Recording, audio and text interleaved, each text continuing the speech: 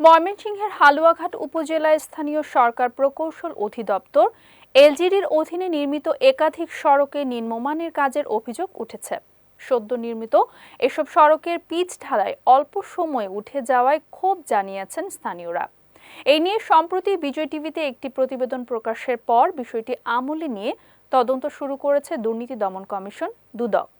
ময়মনসিংহ বিভাগীয় প্রতিনিধি আব্দুল হক লিটনের পাঠানো তথ্যচিত্রের বিস্তারিত ডেস্ক রিপোর্টে। ময়মনসিংহের হালুয়াঘাট উপজেলায় এলজিইডির অধীনে নির্মিত একাধিক সড়কে নিম্নমানের কাজের অভিযোগ উঠেছে। নির্মাণের অল্প সময়ের মধ্যে সড়কের পিচ ঢালাই উঠে যাওয়ায় চরম ভোগান্তিতে পড়েছেন স্থানীয়রা। স্বদেশী ইউনিয়নের হাপানিয়া, বাবুবাজার, মিলনবাজার, ইট খলসা সহ বিভিন্ন এলাকায় উন্নত যোগাযোগের আশায় স্থানীয়রা স্বেচ্ছায় জমি দিয়েছেন। তবে তাদের সেই প্রত্যাশা এখন হতাশায় পরিণত হয়েছে। স্থানীয়দের অভিযোগ, নিম্নমানের সামগ্রী ও ইটভাটার বারিশ ব্যবহার করায় সড়কগুলো টেকসই হয়নি। কোথাও হাতের সামান্য ছোঁয়াতেই উঠে যাচ্ছে পিচ। কথা 2 ইঞ্চি না 2.5 ইঞ্চি 1 ইঞ্চি হইছে না। ওনে যে পিচ দিছে আঙুলে ইশারা দিলে উঠতে পারে। তারা 2 নম্বর দাঁড়া করে গেছে, জোরে করে দিতে থাকে, কেউ ওটা কোনো কিছু করে না। তারা জোরে তার মতামতই করতেছে। নম্বরই করছে ইট যে মতি চাতে আমার তারা মনে ইচ্ছা মতন ফালছে, কিন্তু ভালো ইট ফালছে না। তারা জমিন যাইব রাস্তা করা, আমার রাস্তা করছে দেওয়ার কথা 2 ইঞ্চি 2.5 ইঞ্চি পিচ, এর মধ্যে পিচ দিছে 1 ইঞ্চি। শুধু একটি এলাকায় নয়, উপজেলার বিভিন্ন ইউনিয়নের একাধিক গ্রামেই একই ধরনের অনিয়মের চিত্র দেখা যাচ্ছে। জমিদাতা ও সুবিধাজনরা দ্রুত তদন্ত শেষ করে দায়ীদের বিরুদ্ধে ব্যবস্থা নেয়ার পাশাপাশি ভবিষ্যতে মানসম্মত সড়ক নির্মাণ নিশ্চিত করার দাবি জানিয়েছেন।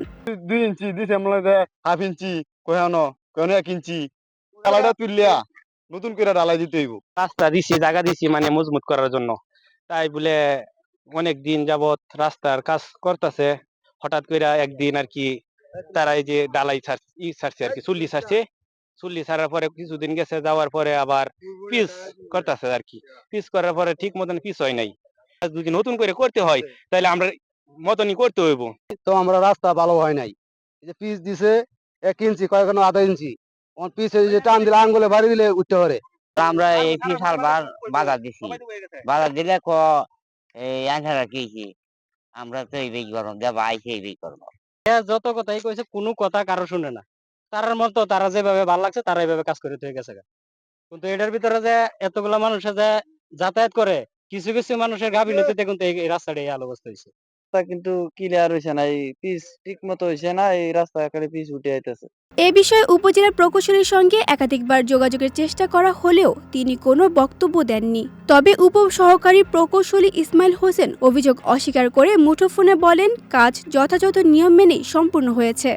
হ্যাঁ, কাজে পরিবর্তন থিকনেস, কার্পেটিং এর ভিটামিন সব ঠিক আছে। নতুন কার্পেটিং তো সব তো সমাপ্ত হয়েছে, তো একটু বন্ডিং হচ্ছে, একটু সময় লাগে। আর ডাব্লিউবি এর উপরে তো আমরা এটা তো একটা আলাদা লেয়ার, এটা তো আর বন্ডিং লেয়ার না। রেজিং এর গোড়াতে উড়াইলে তো সব রাস্তায় উঠবে না, এটাই মাঝখানটা তো উড়াইতে পারবে না। আমরা একটু এজিং এর গোড়াতে তো একটু চিত্র করিয়া পরে তো উঠবেই, এটা তো সব রাস্তায় উঠবে। আমরা যে পুরাতন রাস্তা দিয়ে এজিং এর গোড়া দেয়া উড়াইলে সব রাস্তায় উঠবে।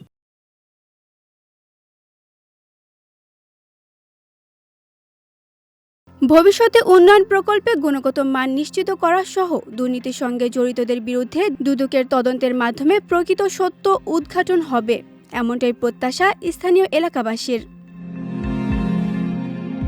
বিজয় টিভি ডেস্ক রিপোর্ট।